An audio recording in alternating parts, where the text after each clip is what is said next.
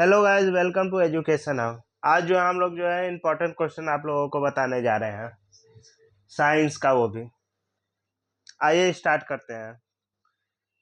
तो question number 103 से start होगा। पहले भी हम लोग इसके ऊपर साइंस पढ़ा चुके हैं। जो जो नए बच्चे जो ये वीडियो नहीं देखे हैं वो पहले वाले वीडियो देख के आए, उसके बाद ये देखें। आइए स्टार्ट करते हैं 103 से। द्रव क्रिस्टल प्रयुक्त होता है, तो इसका आंसर होगा डी, उपरोक्त सभी। जैसे कि हो गया प्रदर्शन युक्तियों में, कलाई घड़ियों में, पैकेट कैलकुलेटरों में, ये सब में। नेक्स्ट क्वेश्चन पे चलते हैं। निम्न में से किसको भूकंप संबंधित जानकारी के लिए प्रयुक्त किया जाता है? तो इसका उत्तर होगा डी, सिस्मोग्राफी को यूज किया जाता है। कड़ा के भूकंप के बारे में जानने के लिए किसका उपयोग किया जाता है? तो वह है हमारा सिस्मोग्राफी के ऊपर है। अब नेक्स्ट क्वेश्चन पे चलते हैं।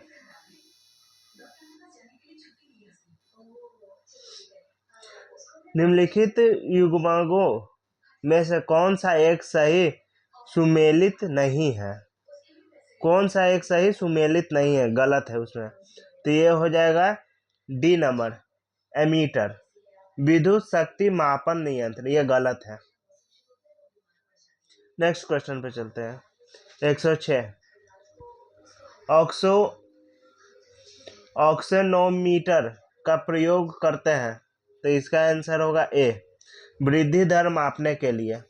वृद्धि दर को मापने के लिए ऑक्सेनोमीटर का प्रयोग करते हैं। नेक्स्ट क्वेश्चन पे चलते हैं।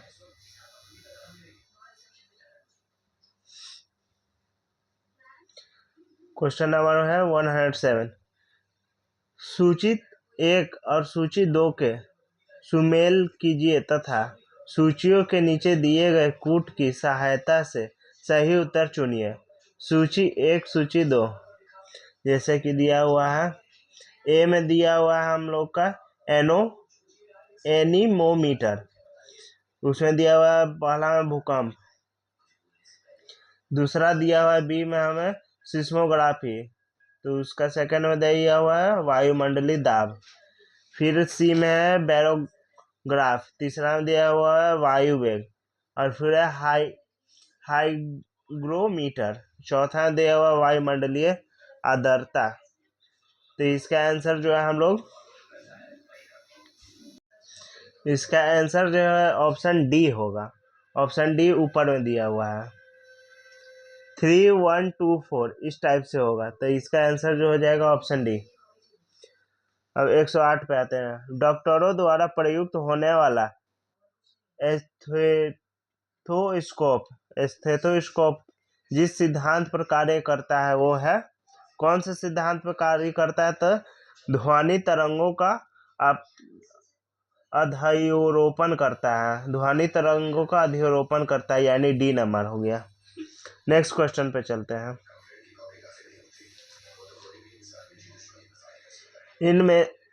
इनमें से रक्त दाब का मापन यंत्र कौन सा है? रक्त दाब का मापन यंत्र, रक्त दाब को कौन मापता है? तो ये होगा सफिग्नोमीटर सी, ऑप्शन सी। नेक्स्ट क्वेश्चन है।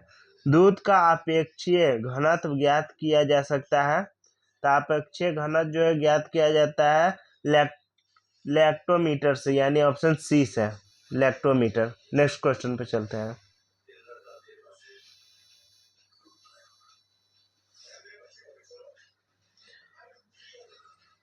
दूध के घनत्व को किसके द्वारा मापा जाता है? तो दूध के घनत्व को जो है लैक्टोमीटर के द्वारा नापा जाता है, यानी बी, ऑप्शन बी। फिर ये मैचिंग करने वाला आया है 112 में। सूची 1 व सूची 2 को सुमेलित करके और नीचे दिए गए कूट से सही उत्तर दे। सूची 1 और 2 में ए नंबर में दिया हुआ है हमारा लैक्टोमीटर, बी में हुआ है एमीटर, ये सूची 1 का है, और सी में दिया हुआ है हाइग्रोमीटर, और डी में दिया है वोल्टमीटर। और सूची 2 में देखिए विद्युत धारा, अपेक्ष आर्द्रता, फिर विद्युत विभवत, और फिर चौथा में दिया है दुग्ध की शुद्धता। तो इसका आंसर जो होगा बी, 4 1 2 3, ये इस टाइप से, यानी कि ए का होगा 4, बी का होगा 1, सी का होगा 2 और डी का होगा 3। तो इसका आंसर बी हो जाएगा। अब नेक्स्ट क्वेश्चन पे चलते हैं।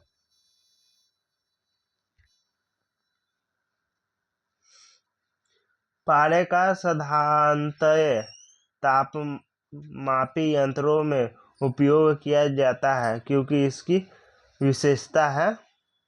पारे की विशेषता के बारे में पूछ रहा है, तो पारे की विशेषता जो है और ऑप्शन हम लोग देख लेते हैं। पहला में दिया है उच्च द्रवता, उच्च घनत्व, बी में दिया हुआ है, सी में दिया हुआ है उच्च संचालना शक्ति, तो ये होगा सी, इसका आंसर हो जाएगा। 113 का है, सी आंसर होगा। नेक्स्ट क्वेश्चन पे चलते हैं।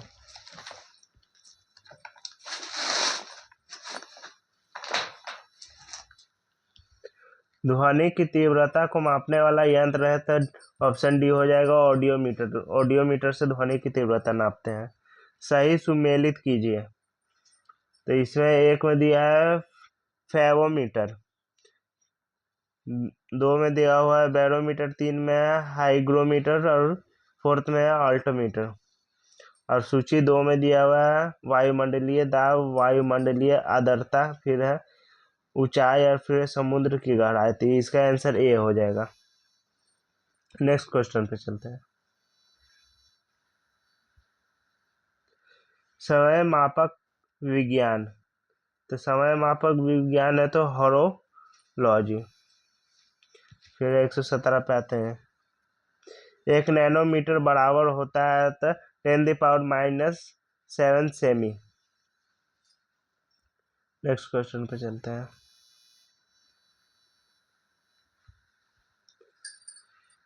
माइक्रोस्कोप का प्रयोग निम्नलिखित में से किसके अध्ययन करने में किया जाता है? तो माइक्रोस्कोप का प्रयोग निम्न में से किसके अध्ययन के लिए किया जाता है? तो ये होगा सूक्ष्म एवं पास की वस्तुओं के लिए किया जाता है। फेथोमीटर का उपयोग किसे नापने के लिए किया जाता है? तो फेथोमीटर का उपयोग किसे नापने के लिए किया जाता है? तो ऑप्शन ए है वर्षा, बी है भूकंप, सी है समुद्र की गहराई, डी है ध्वनि तीव्रता।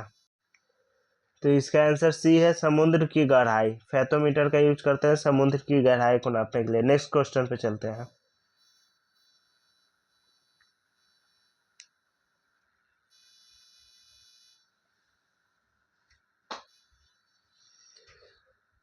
अपने भारित ट्रॉली बैग को चलाना शुरू करने के लिए आपको उस बल की अपेक्षा अधिक बल लगाना पड़ता है जो चलते हुए ट्रॉली बैग को चलाने में लगता है। यह निम्नलिखित में से किसका एक उदाहरण है? तो यह न्यूटन का प्रथम गति नियम है ट्रॉली बैग को खींचने के लिए। नेक्स्ट क्वेश्चन पे चलते हैं। जल वाष्प ताप पर थर्मामीटर को नामांकित करने का उपकरण निम्न में से कौन सा है? तो वो हो गया डी, हाइग्रोमीटर। नेक्स्ट पे चलते हैं। प्रकाश की तीव्रता नापने के लिए जिस उपकरण का उपयोग किया जाता है उसे कहते हैं लैक्समीटर। एक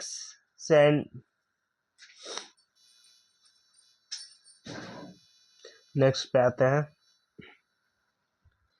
एक सेक्टेट प्रयुक्त होता है, एक सेक्टेट प्रयुक्त होता है, तो ये होगा सी, वस्तु की ऊंचाई मापने के लिए एक सेक्टेट प्रयोग होता है।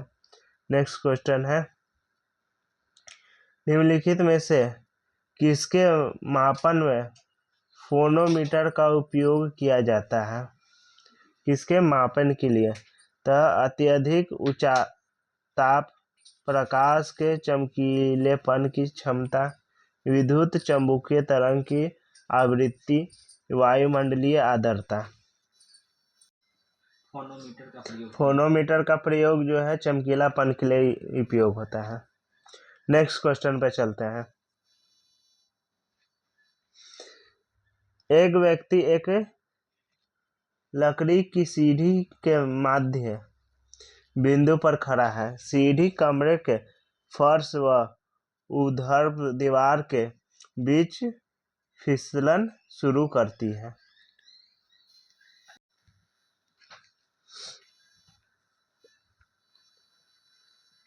एक व्यक्ति एक लकड़ी की सीढ़ी के मध्य बिंदु पर खड़ा है। सीढ़ी कमरे के फर्श व ऊर्ध्व दीवार के बीच फिसलन शुरू करती है, पर ऐसा करते हुए एक ऊर्ध्व तल में ही रहती है।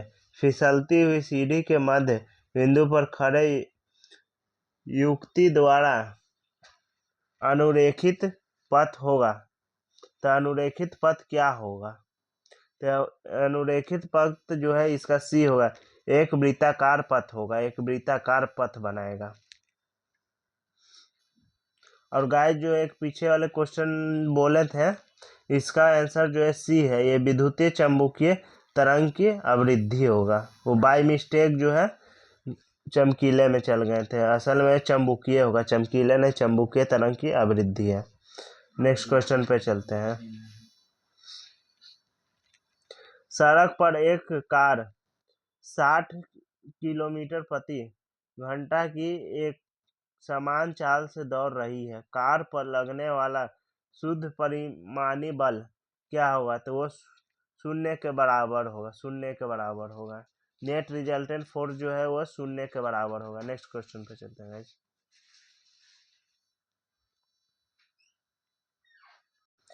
नेक्स्ट क्वेश्चन है गाइस 127 127। साइकिल और कारों में बॉल बेयरिंग का प्रयोग होता है क्योंकि पहिया और धुरी के बीच स्पर्शता का प्रभावी क्षेत्र घट जाता है, इसलिए जो है बॉल बेयरिंग का प्रयोग किया जाता है। नेक्स्ट क्वेश्चन पे चलते हैं। भूकंप अधिकेंद्र क्या होता है? तो यह उस स्थल के प्रत्यक्षता ऊपर बिंदु जहां भ्रंश क्षेत्र के साथ संविदारण होता है, तो इसका आंसर डी होगा। नेक्स्ट क्वेश्चन पे आते हैं 129 129 पे। सुनामी किसके द्वारा नहीं होती है? तो ये प्रभजन के द्वारा नहीं होते हैं। भूकंप के द्वारा होती है, समुद्री तले भूस्खलन के द्वारा होता है, ज्वालामुखी उद्गार के द्वारा भी होता है, लेकिन प्रभजन के द्वारा नहीं होती है सुनामी। नेक्स्ट पे चलते हैं। तेल से अंशतः भरा हुआ तेल का एक टैंकर समतल सड़क पर आगे की ओर एक समान त्वरण से जा रहा है। तेल का मुक्त पृष्ठ क्या है? तो मुक्त पृष्ठ परवलयीय वक्र का आकार लेगा, परवलयीय वक्र का आकार लेगा। नेक्स्ट क्वेश्चन पे आते हैं। भारहीनता होती है, तो भारहीनता किसके द्वारा होता है? तो गुरुत्वाकर्षण की शून्य स्थिति के द्वारा भारहीनता होती है। नेक्स्ट पे आते हैं।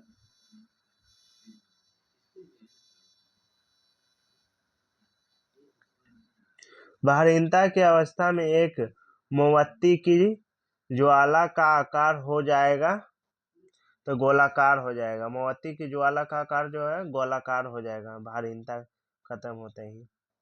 नेक्स्ट पे आते हैं। एक बड़हीन रबर के गुब्बारे में 200 ग्राम जल भरा जाता है। जल में इसका भार होगा, तो जल में इसका भार जो है जल में इसका भार जो है मेट यू होगा, मेट यू। नेक्स्ट पे आते हैं। निम्नलिखित कथनों पर विचार कीजिए। जब गोला मध्य स्थान से गुजरता है तो त्वरण शून्य होता है। हर आवर्तन में दोलक 2 बार किसी एक निर्दिष्ट वेग को प्राप्त करता है। दोलन के दौरान जब गोला चरम सीमा पर पहुंचता है तो उसकी गति और त्वरण दोनों शून्य होती है। चौथा पे है सामान्य दोलन का दोलन आयाम समय के साथ साथ कम होता जाता है। तो इन कथनों में से कौन सा सही है? तो इसका जो आंसर है सी, 1, 2, 4। इसका आंसर सी है, 1, 2 और 4, ये 3 कथन जो है सही है। नेक्स्ट क्वेश्चन पे आते हैं।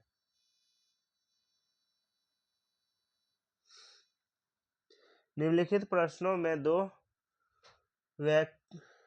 व्यक्तियों है, एक कथन ए और दूसरा कथन आर है। इन दोनों व्यक्तियों का सावधानी पूर्वक परीक्षण कर इन प्रश्नांशों का उत्तर नीचे दिए गए कूट की सहायता से चुनिए। कथन ए, लोहे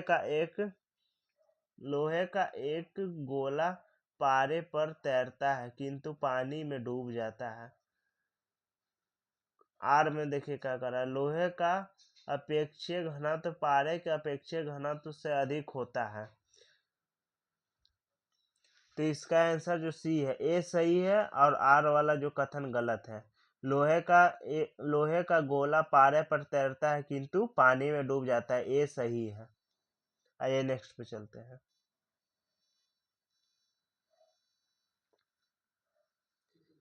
निम्न कथनों पर विचार कीजिए। एक तीक्ष्ण वृत्ताकार पथ पर तीव्र गति से जाता हुआ 4 पहिया वाला वाहन। पहला, बाहरी पहिया पर उल्टेगा। दूसरा, अंदर के पहियों पर उल्टेगा। तीसरा, बाहर की तरफ फिसलेगा। चौथा, अंदर की तरफ फिसलेगा। इनमें से कौन से कथन सही है? तो इसका आंसर सी है, दूसरा और तीसरा। अंदर के पहियों पर उल्टेगा और बाहर की तरफ फिसलेगा। नेक्स्ट पे आते हैं 137 पे।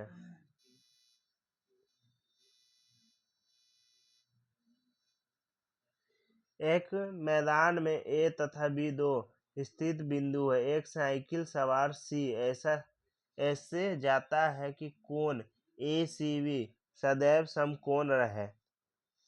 इस संदर्भ में निम्नलिखित कथनों में से कौन सा एक सही है? तो इसका ए होगा, साइकिल सवार का पथ वृत्ताकार है। साइकिल सवार का पथ कैसा है? तो वृत्ताकार है। नेक्स्ट पे चलते हैं। यदि पृथ्वी का द्रव्यमान वही रहे और त्रिज्या 1% कम हो जाए तब पृथ्वी के तल पर जी का मान क्या होगा? तो ए 2% बढ़ जाएगा। नेक्स्ट पे आते हैं। जब किसी पिंड को चंद्रमा से पृथ्वी पर स्थानांतरित किया जाता है तो क्या होगा? पृथ्वी पर उसका भार बढ़ जाएगा तथा मात्रा अपरिवर्तित रहती है, डी हो जाएगा। नेक्स्ट पे आते हैं।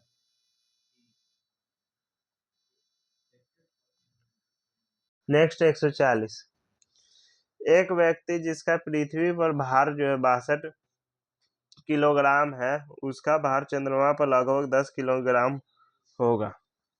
अंतरिक्ष में उसका भार क्या होगा? तो अंतरिक्ष में उसका भार जो है 54 किलोग्राम हो जाएगा। नेक्स्ट पे आते हैं।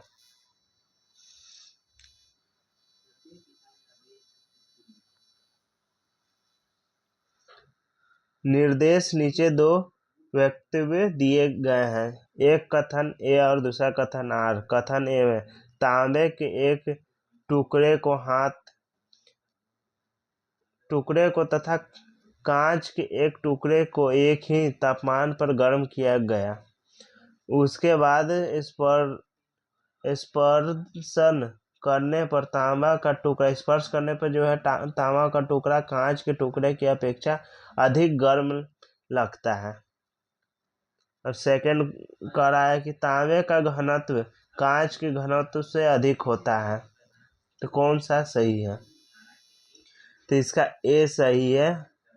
ए और आर दोनों सही है किंतु ए की सही व्याख्या आर नहीं कर रहा है। ए और आर दोनों सही है। नेक्स्ट पे आते हैं।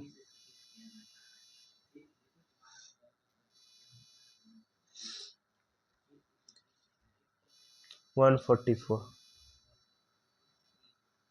एक व्यक्ति किसी घर्षण रहित क्षैतिज धरातल पर खड़ा है। इस धरातल पर एक निश्चित दूरी तक वह कैसे आगे बढ़ सकता है? तो लुढ़क कर आगे बढ़ सकता है। डी आंसर इसका।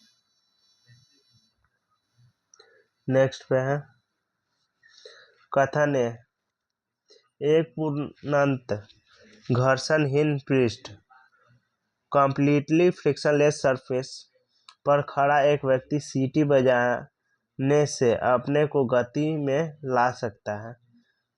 कथन 2 यदि किसी तंत्र पर कोई बाह्य बल क्रियाशील नहीं है तो इसका संवेग परिवर्तित नहीं हो सकता है। तो कौन सा कथन सही है? आइए ऑप्शन के थ्रू आंसर देते हैं। तो इसमें जो है डी सही है। ए गलत है परंतु आर सही है, यानी डी। नेक्स्ट पे आते हैं। यदि 100 ग्राम चीनी को आधा लीटर पानी में मिलाकर एक असंपृक्त चीनी का घोल तैयार किया जाए तो निम्न में से कौन सी भौतिक राशि नहीं बदलेगी? तो आयतन इसका नहीं बदलेगा, यानी डी आयतन नहीं बदलेगा। नेक्स्ट पे आते हैं। वस्तु की मात्रा बदलने पर अपरिवर्तित रहेगी तो क्या? तो घनत्व अपरिवर्तित रहता है वस्तु की मात्रा बदलने पर। नेक्स्ट पे आते हैं। जब किसी वस्तु को पृथ्वी से चंद्रमा पर ले जाया जाता है तो उसका भार घट जाता है। पृथ्वी से चंद्रमा पर ले जाने पर जो है किसी वस्तु का भार घट जाता है। नेक्स्ट पे आते हैं।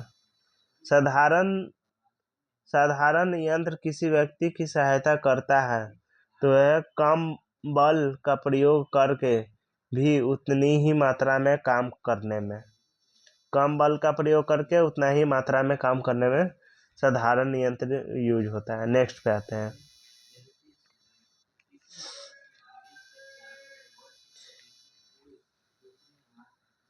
दिए हुए आरेख में कोई लड़का बिंदु O पर खड़ा है और वह एक गेंद को समान बल से 3 बार फेंकता है, किंतु हर बार वह गेंद को भूमि की